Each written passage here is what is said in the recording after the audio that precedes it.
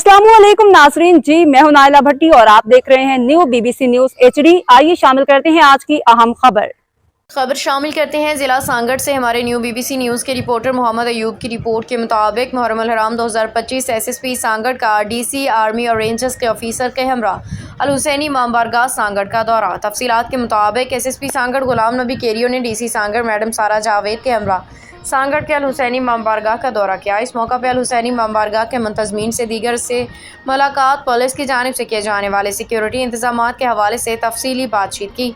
इमाम बारगाह के मुंतज़मीन ने पुलिस की जानिब से किए गए सिक्योरिटी के इंतजामात पर इत्मीनान का इजहार किया।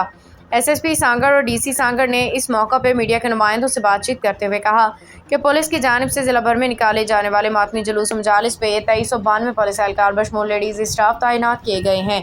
हुकूमत अपने तमाम वसाइल बरूए कार लागते हुए भरपूर सिक्योरिटी फराहम कर रही है। इसके अलावा आर्मी रेंजर्स के एहलकार भी पुलिस की मुआवनत में मौजूद हैं।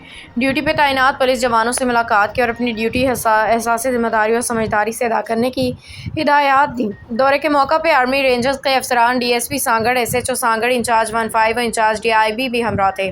इसके अलावा मुकामी सियासी रहनुमा, ताजर बिरादरी, शहरी तंजीमों के नुमाइंदे भी मौजूद थे। अब तक के लिए इतना ही। मज़ीद खबरों और अपडेट्स के लिए देखते रहें न्यू बीबीसी न्यूज HD।